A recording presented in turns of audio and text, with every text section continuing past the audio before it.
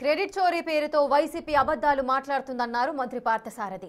లేని Adani data centre గురించి, green hydrogen project గురించి వైసీపీ చెప్పుకోవడం సిగ్గుచేటన్నారు.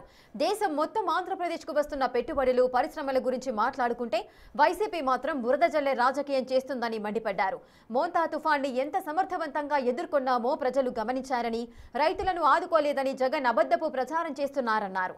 జోగి రమేష్ తప్పు చేశాడు కాబట్టే జైలుకెళ్లాడు, తప్పు చేసిన వారు చట్టం ప్రకారం శిక్షింపబడతారని అంటున్న మంత్రి పార్థసారథితో మా ప్రతినిధి రాజేష్ ఫేస్ టు ఫేస్.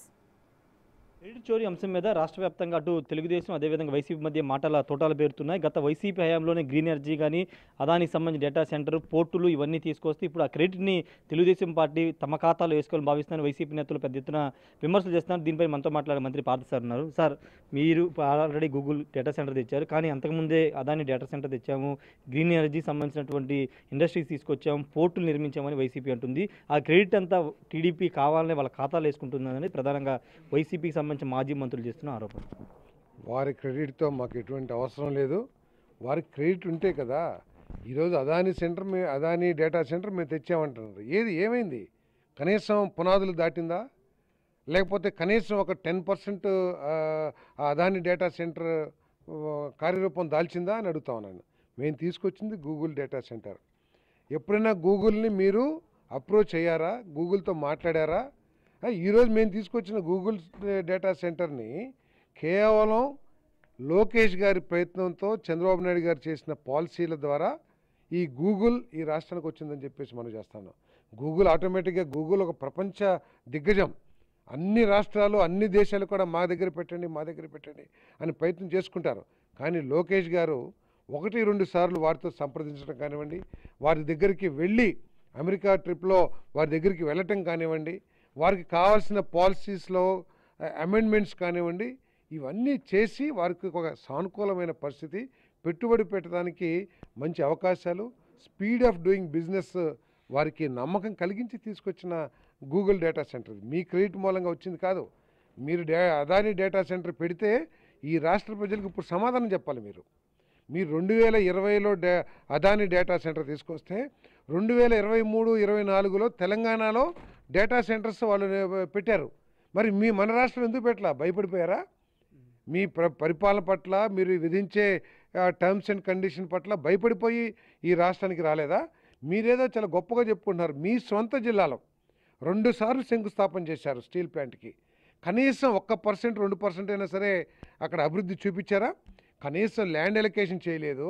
కనీసం అసలు వాళ్ళు ఎందుకు రావట్లేదో కూడా చర్చించి వాళ్ళు తీసుకొస్తానికి, వారికి ఉన్న సమస్యని పరిష్కరించడానికి కృషి చేయలేదు. మీ సొంత జిల్లాలో గండికోట ఒక మంచి టూరిజం స్పాట్ ఉంటే దాన్ని అభివృద్ధి చేయడానికి ₹1 కేటాయించలేదు. ఏంటి మీకున్న క్రెడిట్? మీరు ఎన్నికల్లో చెప్పినవన్నీ కూడా మడమ తిప్పేశారు. అమ్మఒడి అందరికీ ఇస్తానన్నారు, ఇవ్వలేదు. అదేవిధంగా నాడు నేడు అని చెప్పేసి గొప్పగా చెప్పుకుంటున్నారు. దాదాపు 16-17 వేల కోట్లతో ఎస్టిమేషన్ వేసి 5 కోట్లు చెల్లించి చేతులు ఎత్తేశారు. ఈరోజు మీరు ఫీజు రింబర్స్మెంట్ గురించి వాటి గురించి చెప్తా ఉన్నారు. రండి, మీరు ఎవరైనా లెక్కలకు వస్తారా? మీ ప్రభుత్వంలో ఎన్ని బకాయిలు అట్టు పెట్టారు, లేదా ఈ ప్రభుత్వంలో ఏం చేశారనే దాని మీద చర్చకు వస్తారా? ఇవన్నీ కూడా ఏంటంటే అబద్ధాలు. జోగి రమేష్ కుటుంబం మీ ప్రభుత్వం మీద శాపనార్థాలు పెడుతుంది. జోగి రమేష్ కూడా అరెస్ట్ అయ్యే ముందు తగిన మూల్యం చెల్లించుకోక తప్పదు, బయటకు వచ్చిన తర్వాత, అధికారంలోకి వచ్చిన తర్వాత అందరి సంగతి తెలుస్తామని ఒక వార్నింగ్లు ఇస్తున్నారు. ఆ వార్నింగ్లు, ఆ బెదిరింపులు వైఎస్ఆర్సీపీలో ఆ పార్టీ యొక్క తీరే అది. వాళ్ళ భావజాలం కూడా బెదిరించి, లేకపోతే బెదిరించి థ్రెటన్ చేసి సాధించుకోవటం. మీరు ఎన్ని శాపనార్థాలు పెట్టినా దానికి ఏమీ ఒరిగేదేమీ ఉండదని నేను భావిస్తున్నాను. మీరు తప్పు చేస్తుంటే తప్పకుండా శిక్షార్హులు. ఆ తప్పు కూడా ఏంటి? సమాజానికి, ప్రజలకి మరి చేటు తెచ్చే కార్యక్రమం. అదంతా కూడా లిక్కర్ ఆధారాలు దొరికినాయి కాబట్టి మీ మీద చర్య తీసుకుంటున్నారు తప్పితే మీ వ్యక్తిగతంగా మాకేం ద్వేషం ఉండాల్సిన అవసరం. ఈ ప్రభుత్వానికి ఏ వ్యక్తి మీద కూడా ద్వేషం లేదు. కానీ వారు చేసిన పనుల మీద ఆధారాలుంటే చట్టపరమైన చర్యలు తీసుకుంటాం.